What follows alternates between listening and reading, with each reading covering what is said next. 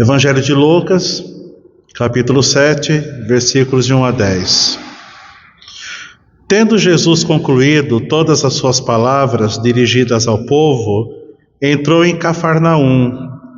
E o servo de um centurião, a quem este muito estimava, estava doente, quase à morte. Tendo ouvido falar a respeito de Jesus, enviou-lhe alguns anciãos dos judeus, pedindo-lhe que viesse curar a seu servo. Estes, chegando-se a Jesus, com instância lhe suplicaram, dizendo: Ele é digno de que lhe faças isto, porque é amigo do nosso povo, e ele mesmo nos edificou a sinagoga.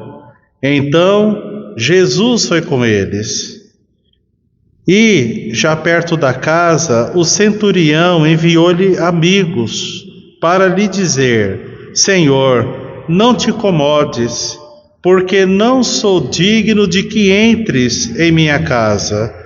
Por isso, eu mesmo não me julguei digno de ir ter contigo. Porém, manda com uma palavra, e o meu rapaz será curado. Porque também eu sou homem sujeito à autoridade, e tenho soldados às minhas ordens. E diga a este: vai, e ele vai. E a outro: vem, e ele vem. E ao meu servo: faze isto, e ele o faz. Ouvidas estas palavras, admirou-se Jesus dele, e, voltando-se para o povo que o acompanhava, disse: Afirmo-vos que nem mesmo em Israel achei fé como esta. E, voltando para casa, os que foram enviados encontraram curado o servo. Amém. Por favor, mantenha sua Bíblia aberta para vocês acompanharem as lições que nós iremos tirar do texto, tá bom? Vamos orar mais uma vez. Senhor nosso Deus, que privilégio para todos nós estarmos reunidos em torno da Tua Palavra. Te louvamos pela Tua Palavra que nos dá sabedoria, que ilumina os nossos olhos, que restaura a nossa alma, que alegra o nosso coração. A nossa oração é para que o Teu Santo Espírito fale conosco, que o Senhor nos dê sensibilidade para ouvirmos o que o Espírito há de dizer ao nosso coração, Pai. Te louvamos e te agradecemos no nome de Jesus. Amém.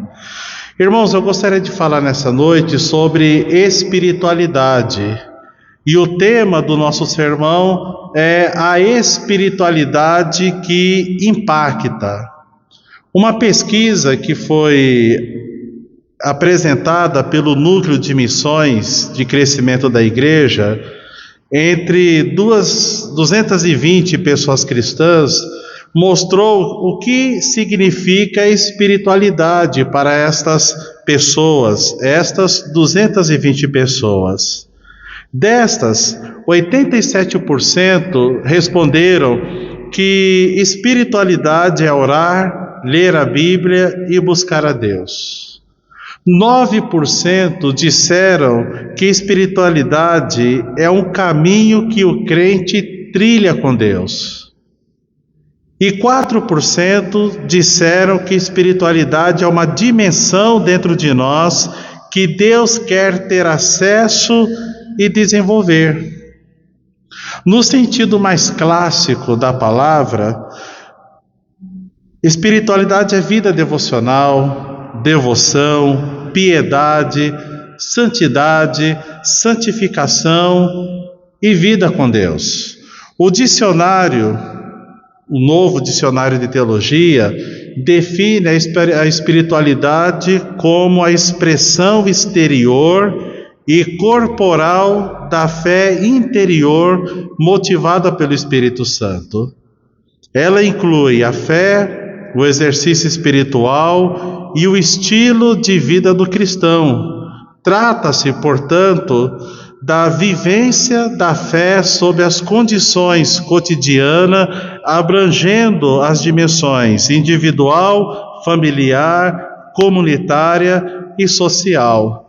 E nesse texto que lemos, encontramos um homem de fé, um homem que buscou a Jesus. E o texto nos mostra algumas características ou algumas qualidades deste homem. Primeiro, o texto nos diz que ele era um homem de iniciativa. Veja no texto, o versículo 3 diz que, tendo ouvido falar a respeito de Jesus, enviou-lhe alguns anciãos dos judeus, pedindo que viesse curar a seu servo. Observe que ele tinha um problema, e o problema era um dos seus servos que estava enfermo. E o texto diz que ele toma a iniciativa de buscar a solução para a cura do seu servo. Então ele mobiliza os anciãos dos judeus para ir até Jesus rogar por ele.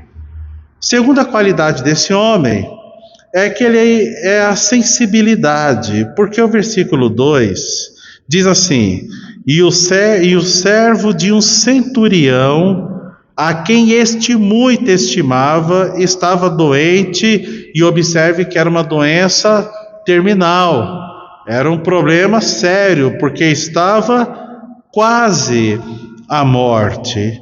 Agora, é interessante que este mesmo homem, no versículo 8, ele diz para Jesus que tinha soldados sob a sua autoridade. Ele tinha servos. Este aqui era mais um servo, mas o texto diz que era um servo aquele muito o quê? Estimava. E ele, tocado de sensibilidade, manda chamar Jesus para que Jesus viesse curá-lo. Então era um homem sensível, mas também era um homem de discernimento.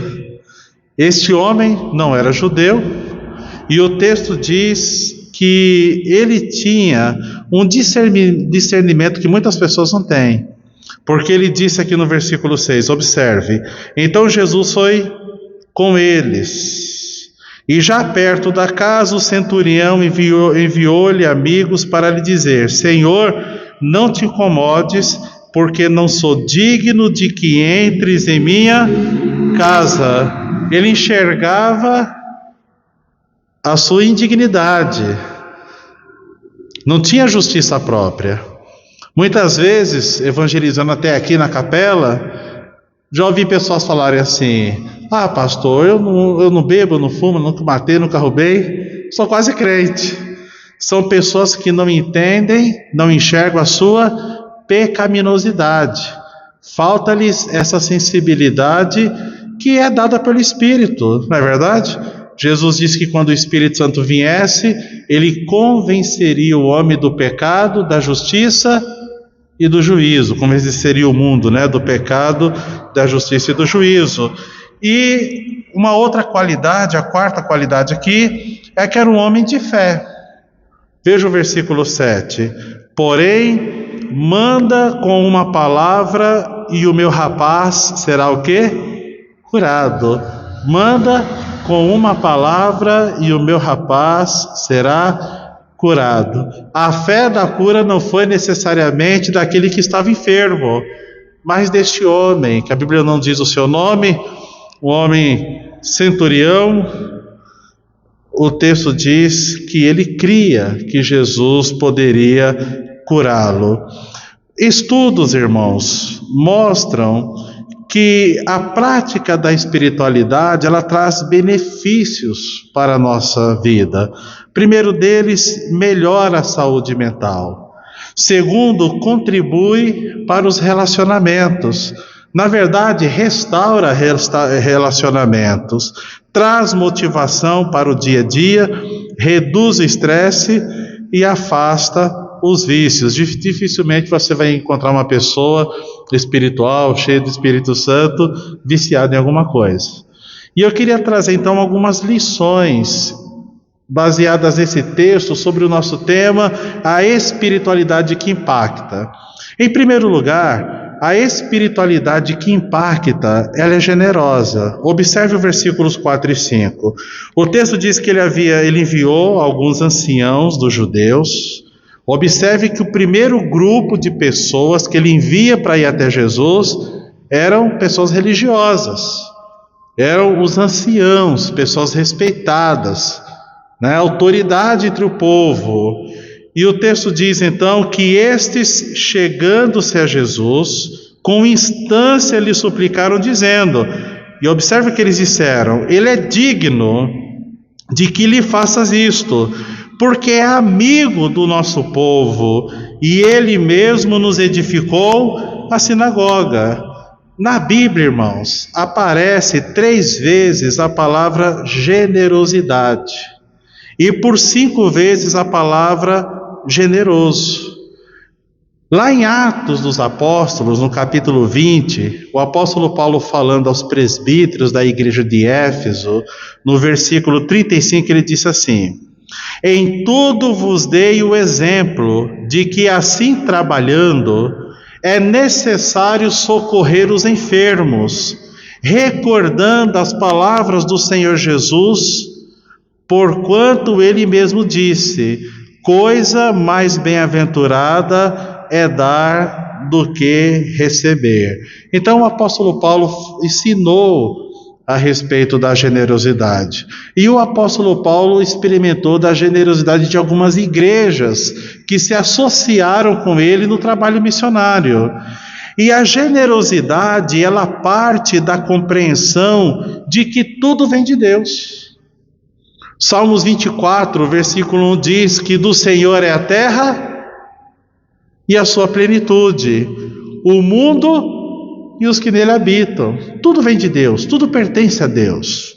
O rei Davi, quando ele foi oferecer um sacrifício a Deus, ele fez essa oração dizendo: da tua mão recebemos e da tua mão tu damos. Então tudo vem de Deus. Tudo que somos, tudo que temos, vem da parte de Deus.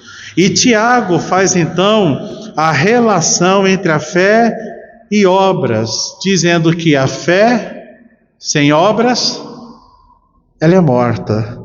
E que a verdadeira fé, ela é o quê? Generosa. E através das obras, das boas obras, esta fé salvadora, genuína, verdadeira, ela é o quê? Manifestada. E o próprio Deus é generoso. O que diz João 3,16? Porque Deus amou ao mundo de tal maneira que deu, que doou, que entregou o seu Filho unigênito, para que todo aquele que nele crê não pereça, mas tenha o quê? A vida eterna.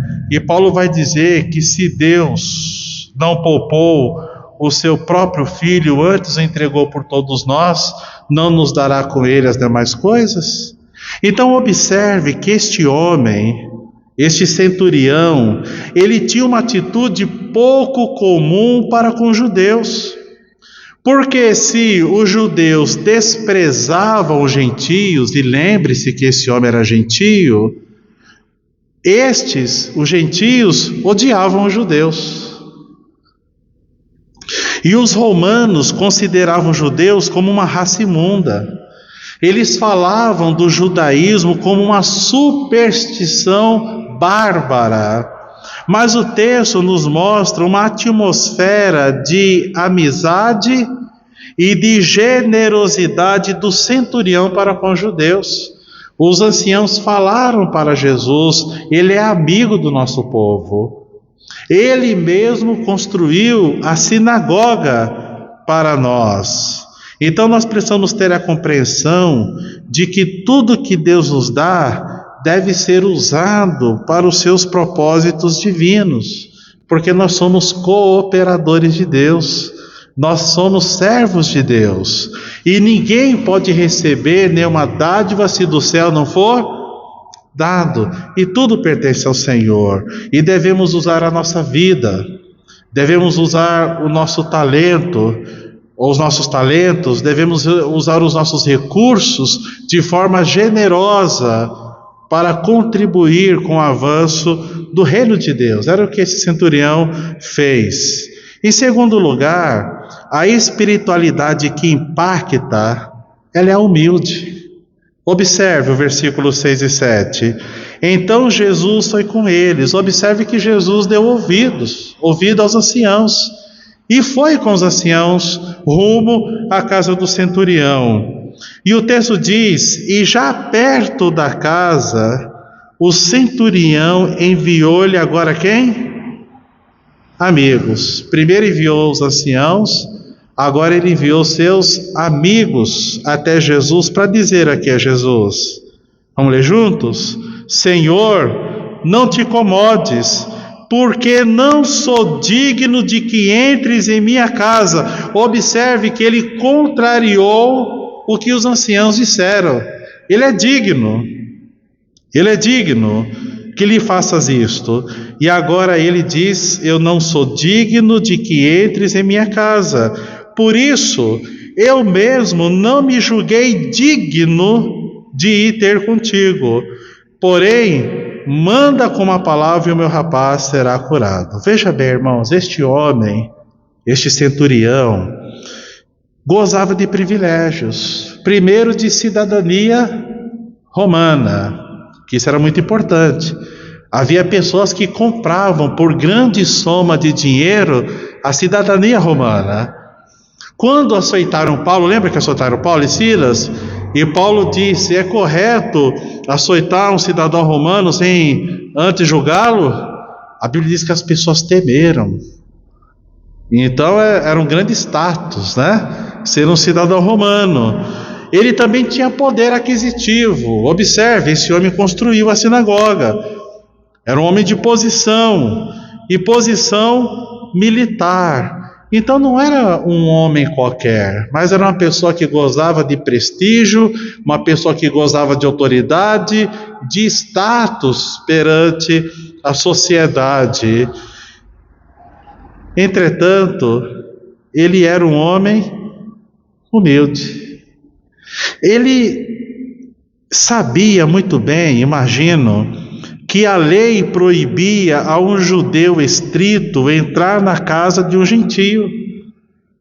Pedro disse isso na casa de Cornélio, no capítulo 10, versículo 28. Vocês bem sabeis que não é certo um judeu entrar na casa dos gentios. Pedro, na verdade, foi arguido. Por que ele foi na casa de um gentio, na casa de Cornélio, lembram?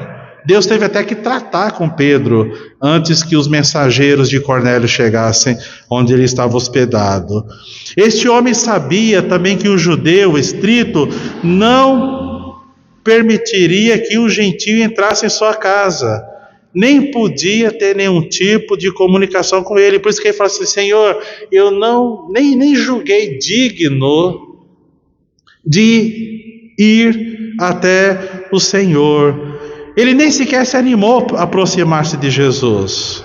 Ele pediu aos seus amigos que fossem falar com Jesus.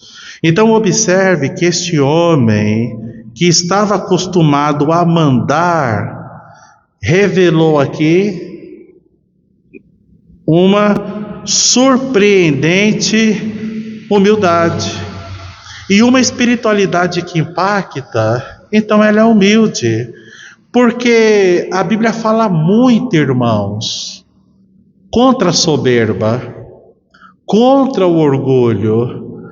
O livro de Provérbios chega a afirmar que a soberba precede a ruína, e a altivez de espírito, a queda. Nas Escrituras vemos pessoas que foram extremamente soberbas, até mesmo por causa da sua religiosidade. A Bíblia diz lá em João, capítulo 7, 45 a 51, vocês leiam depois, que os principais sacerdotes e fariseus eram soberbos, arrogantes. A Bíblia diz, Jesus falou a parábola do fariseu e do publicano. Está lá no Evangelho de João, capítulo 18, versículos 9 a 15. Diz que duas pessoas foram ao templo orar, um fariseu e um publicano. E o fariseu orava assim: Senhor, graças te dou, porque jejuo 2 vezes por semana, e não tem nada de errado jejuar 2 vezes por semana. Eu dou o dízimo de tudo quanto tem, e não há nada de errado dar o dízimo de tudo quanto tem. Mas ele fala assim: e te louvo porque não sou como os demais homens, pecadores, e nem sou como esse publicano aqui. Imagina, você orando na igreja, alguém faz uma oração nesses termos, e apontar para você e falar assim: graças te dou porque eu não sou como José. E Jesus disse que o publicano nem ousava levantar os seus olhos, mas ele batia no peito e falava assim: Senhor, sê propício para comigo, pecador. E Jesus disse: o publicano, desceu justificado, enquanto que o outro não. Então há pessoas que são arrogantes por causa do seu conhecimento bíblico, por causa da sua igreja, por causa dos cargos que ele tem na igreja. Mas a verdadeira espiritualidade, ela nos leva à prática da humildade. Sabe por quê? Porque não há nada mais paradoxal ao cristão do que a soberba. Dentre os vários convites que Jesus fez, que estão registrados nos evangelhos, Jesus disse: aprendei de mim, que sou manso e humilde de coração. Uma pessoa cheia do Espírito Santo, uma pessoa que imita Jesus, como Paulo disse que deveríamos imitar Jesus, é uma pessoa que pratica a humildade, é uma pessoa fácil de se relacionar com ela, é uma pessoa que não olha para os outros por cima. E lembre-se que a Bíblia diz que Deus resiste aos soberbos, mas dá graças aos humildes, dá graça aos humildes. Louvado seja Deus por isso. Mas o texto continua e nos ensina que a espiritualidade que impacta, ela demonstra uma fé em Cristo. Observe que a nossa fé precisa ser cristocêntrica. Veja o versículo 3. Tendo ouvido a falar a respeito de Jesus. Por isso que você tem que ler os evangelhos. Porque a fé vem pelo ouvir, e ouvir a palavra de Deus. E nós precisamos aprender a respeito de Jesus, precisamos ler a Bíblia, ouvir a Bíblia, proclamar a palavra de Deus. E o texto diz que ele ouviu falar a respeito de Jesus, e ele enviou-lhe alguns anciãos dos judeus, pedindo-lhe que viesse curar o seu servo. Observe que esse homem tinha convicção que Jesus poderia curar o seu servo, que estava à morte. Versículo 8, por favor. Porque também, disse ele a Jesus, porque também eu sou um homem sujeito à autoridade, e tenho soldados às minhas ordens. E diga a este: vai, e ele vai. E a outro: vem, e ele vem. E ao meu servo: faze isto, e ele o faz. Versículo 9, ouvindo essas palavras, admirou-se Jesus dele, e voltando-se para o povo que o acompanhava, disse: afirmo-vos que nem mesmo em Israel achei fé como esta. Esse homem, irmãos, demonstrou uma fé admirável. E o que causou admiração a Jesus, ou em Jesus, foi a sua fé. Não foi o fato dos anciãos afirmarem que ele era amigo do povo, nem mesmo o fato dele ter construído uma sinagoga, mas o que causou admiração em Jesus foi a sua fé. O centurião, irmãos, podia muitas coisas, tinha poder, tinha dinheiro, posição militar, mas somente a sua fé tocou o coração de Jesus. E o texto diz que, ouvindo estas palavras, admirou-se Jesus. Jesus se admirou com a incredulidade também. Por que sois assim, homens de pequena fé?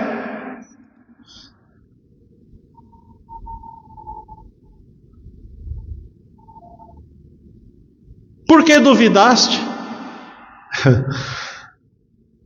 A Bíblia diz que sem fé é impossível agradar a Deus. E aqueles que se aproximam de Deus devem crer que Ele existe e que se torna o quê?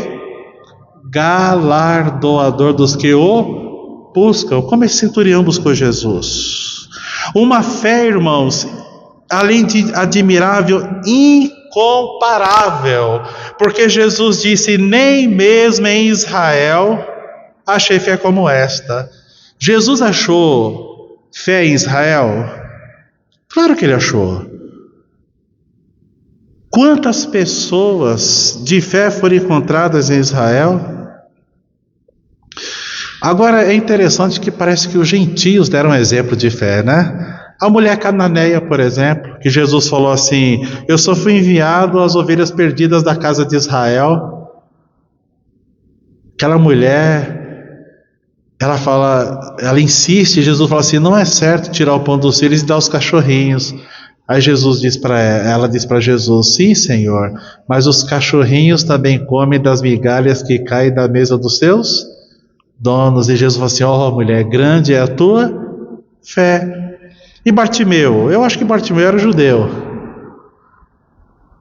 Ele conhecia, sabia a respeito do Messias. Ele gritava: Jesus, filho de Davi, tem compaixão de mim. As pessoas repreenderam ele, mandaram ele calar a boca, ficar quieto, mas ele gritava cada vez mais: Jesus, filho de Davi, tem compaixão de mim. A Bíblia fala daquela mulher do fluxo de sangue, que não sabemos o nome dela. Uma mulher sem nome, sem saúde, sem alívio, mas que, à semelhança desse centurião, ouviu falar da fama de Jesus. E foi até Jesus, porque ela dizia consigo: se eu apenas tocar na gola de suas vestes, serei o quê? Curada. Agora, para Jesus, a fé deste homem era incomparável. Ele era gentio, era romano, não era judeu, mas creu. Como o pai dos judeus, o pai da fé, ele creu em Deus, ele creu em Jesus. Oh, irmãos, é possível ser religioso, mas sem fé. É possível. É possível a pessoa estar na igreja e não ter a fé salvadora, não crer no Senhor com todo o seu coração. É possível vir à igreja e não ter fé. Há pessoas que vêm por tradição, porque meu avô era presbiteriano, meus pais eram presbiterianos, porque desde criancinha que eu vim para a igreja. Há pessoas assim. Teve um presbitério que uma vez um pastor disse que queria dar um testemunho, seminarista Arthur. Irmãos, eu queria dar um testemunho. E os irmãos deixaram ele falar na plenária. Falaram assim: irmãos, este ano eu tive encontro com Jesus. O homem era crente, e passou há tanto tempo, mas naquele ano ele teve o quê? O encontro com Jesus, experiência de conversão. Que Deus nos dê, irmãos, uma fé como esta, não aquela fé rotineira, mas uma fé profunda, convicta do poder de Jesus, como a desse centurião. Eu gostaria de concluir dizendo que precisamos evidenciar uma espiritualidade saudável, uma espiritualidade bíblica, que a semelhança da espiritualidade de Antioquia impacta a cidade. Esse termo que nós somos conhecidos, cristãos, não nasceu na igreja, não nasceu nos seminários, em nenhum concílio da igreja. Foi a cidade, ao observar como viviam os irmãos, que eram conhecidos até então como discípulos ou os do caminho, pela primeira vez eles foram chamados de cristãos, um Cristo menor. Precisamos evidenciar uma espiritualidade generosa, humilde, cristocêntrica, para a glória de Deus. Então, De tudo que dissemos aqui, permita-me deixar 3 desafios para todos nós. Primeiro, examine a sua espiritualidade. Observe se ela influencia mesmo a sua vida, se ela impacta sua família, seus amigos, seus relacionamentos. Pratique a generosidade, porque a generosidade vem de Deus. Vem de Deus. Seja humilde.